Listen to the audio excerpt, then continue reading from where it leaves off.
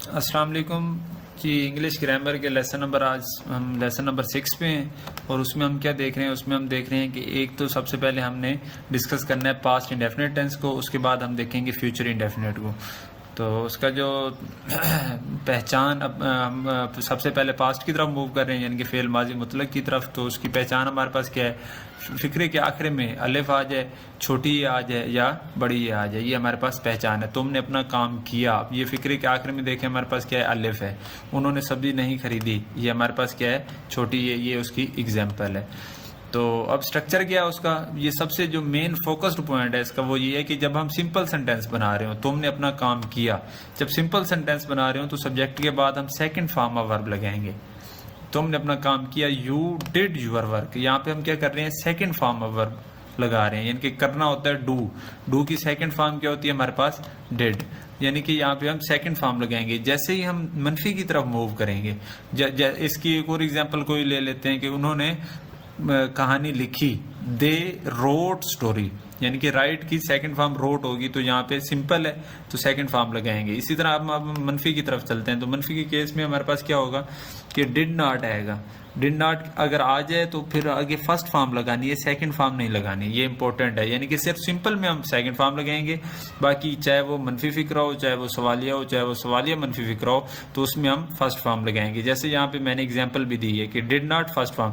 अब वहाँ पे हमारे पास क्या था कि डू या डज था प्रेजेंट के केस में, और वो यानी कि स्पेसिफाइड थे कि डज हम किसके साथ लगाएंगे और डू किसके साथ लगाएंगे। यहाँ पर जो डिड नॉट है, ये सब के साथ हमारे पास डिड नॉट आएगा, यानी कि ये ऑल वर्ड्स के लिए, चाहे वो ही शी इट हो, चाहे वो आई वो यू दे, चाहे वो सिंगुलर नेम हो, प्लूरल नेम हो, सब के साथ डिड नॉट आएगा। उसकी एग्जांपल मैंने दी, उन्होंने सब्जी नहीं खरीदी।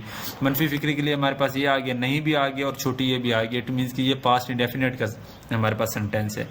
तो इसको जब हम बनाएंगे तो हमारे पास क्या बनेगा, उन्होंने, दे हेल्पिंग वर्ब क्या है, डिड नॉट, उसके बाद फर्स्ट फॉर्म खरीदना क्या होता है, by, they did not by vegetable. ये हमारे पास मनफी फिक्रे हैं। नेक्स्ट हम चलते हैं सवालिया फिक्रे। सवालिया फिक्रे में क्या हमारे पास, ये जो हेल्पिंग वर्ब था डिड, उसी डिड को हमने क्या करना है, शुरू में लेके आना है स्ट्रक्चर के लिए। और उर्दू में उसकी पहचान क्या होगा, फिक्रे की शुरू में और एंड में बड़ी ये अलिफ, ये छोटी ये, कोई भी एक वर्ड इनमें से होगा। तो डिड, उसके बाद सब्जेक्ट, फिर फर्स्ट फॉर्म, फिर ऑब्जेक्ट, फिर एक्स्ट्रा, फिर हमारे पास सवाल निशान। अब जैसे यहाँ पे क्या तुम स्कूल गए, did you go to school. अब यहाँ पे सेकंड फॉर्म नहीं लगानी, फर्स्ट फॉर्म लगानी है। सेकंड फॉर्म सिर्फ और सिर्फ हमारे पास उसमें सिंपल के केस में है। अब जो लास्ट इसकी टाइप है सवालिया मनफी, इसमें हमारे पास क्या है, डिड भी आ रहा है शुरू में, और क्या है, सब्जेक्ट के बाद हम नॉट भी लगा रहे हैं, और साथ फर्स्ट फॉर्म ऑफ वर्ब है, यानी कि वर्ब हमारे पास सेकंड अब दोबारा नहीं आएगी, सिर्फ सिंपल में आएगी। क्या हमने किताब नहीं पढ़ी, did we not read book. अब डिड भी आ गया शुरू में, नहीं के लिए नॉट भी आ गया हमारे पास, एंड में ये सवालिया निशान भी आ गया, और ये साथ ही फर्स्ट फॉर्म ऑफ वर्ब आ गई। तो ये हमारे पास पास्ट इंडेफिनिट का टेंस है। दूसरा टेंस, थर्ड जो हमारे पास है वो है future indefinite tense. Future indefinite में हमारे पास क्या है कि आने वाला, यानी कि जो वक्त होता है उसमें, जैसे हम सबक याद करेंगे, जैसे मैंने यहाँ पे एग्जांपल दी है, गा गी गे, यानी कि फिक्री की पहचान क्या होगी, आखिर में होगा गा गी गे। अब स्ट्रक्चर उसका क्या होगा, सब्जेक्ट, उसके बाद विल या शैल आएगा। विल या शैल के साथ कौन सी फॉर्म आएगी, फर्स्ट फॉर्म आएगी, फिर ऑब्जेक्ट आएगा और उसके बाद कोई एक्स्ट्रा चीज। यानी कि प्रेजेंट और फ्यूचर इंडेफिनिट दोनों के केस में कौन सी फॉर्म आती है, फर्स्ट फॉर्म आती है। लेकिन प्रेजेंट में क्या था, कोई हेल्पिंग वर्ब नहीं था, यहाँ पे हेल्पिंग वर्ब हमारे पास विल या शैल है। प्रेजेंट में हेल्पिंग वर्ब आता था मनफी के केस में, लेकिन यहाँ पर सिंपल के केस में भी हेल्पिंग वर्ब क्या है, विल या शैल। अब आई और वुई के साथ शैल आएगा, बाकी जितने वर्ड्स हैं सबके साथ विल आएगा। हम सबक याद करेंगे, वुई, हम वुई के साथ क्या आएगा, शैल आएगा। याद करना, लर्न, तो वुई शैल लर्न लेसन।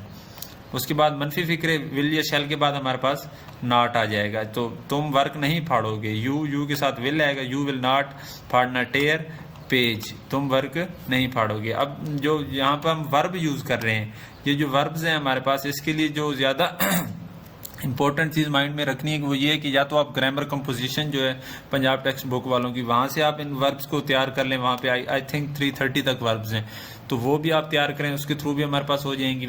आगे मैं एक्सप्लेन करूँगा कि वर्ब की टाइप्स कितनी होती हैं और डिफरेंट एग्जाम्पल्स भी दूंगा।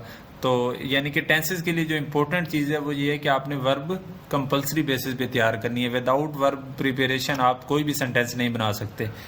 नेक्स्ट हम चलते हैं सवालिया फ़िक्रे, इंटेरोगेटिव सेंटेंसेस, उसकी उर्दू में पहचान, क्या आ गया, उसके बाद गा, उसके बाद ये सवालिया निशान। तो जब हम उसको स्ट्रक्चर बनाएंगे, हेल्पिंग वर्ब तो ऑलरेडी हमारे पास है पड़ा विल या शैल, हम उसको शुरू में लेके आ जाएंगे। तो क्या आ जाएगा, विल या shall, subject, first object, first means first form of verb, उसके बाद ऑब्जेक्ट, फिर एक्स्ट्रा, फिर सवालिया निशान। तो क्या अली स्कूल जाएगा, विल अली जाना, go, will Ali go to school. सवालिया प्लस मनफी फिक्रे, सवालिया भी है हमारे पास, यानी कि उसके लिए क्या भी आ गया, उसके लिए नहीं भी आ गया, और गे भी आ गया हमारे पास। तो स्ट्रक्चर क्या होगा, विल या शैल शुरू में आएगा, फिर सब्जेक्ट आएगा, यानी कि क्या वो पानी नहीं पिएंगे, विल दे, उसके बाद नॉट आएगा, उसके बाद फर्स्ट फॉर्म ऑफ वर्ब पानी पीना, ड्रिंक, उसके बाद ऑब्जेक्ट क्या होगा, वाटर। तो ये हमारे पास फ्यूचर इंडेफिनेट टेंस है। जो नेक्स्ट लेक्चर होगा उसमें हम देखेंगे कंटिन्यूस वाला फेज, यानी कि प्रेजेंट कंटिन्यूस और पास्ट कंटिन्यूस। तो तब तक के लिए आपने इंडेफिनेट वाले केसेस को देखना है कि प्रेजेंट इंडेफिनेट में क्या होता है, पास्ट में क्या होता है और फ्यूचर में क्या होता है, और इसी के रेलिवेंट जो हमारे पास एग्जांपल कंपोजिशन और बुक में गिवन है, आपने उनको सॉल्व करना है और उसके थ्रू आपके ये तीनों टेंसेस क्लियर हो जाएंगे।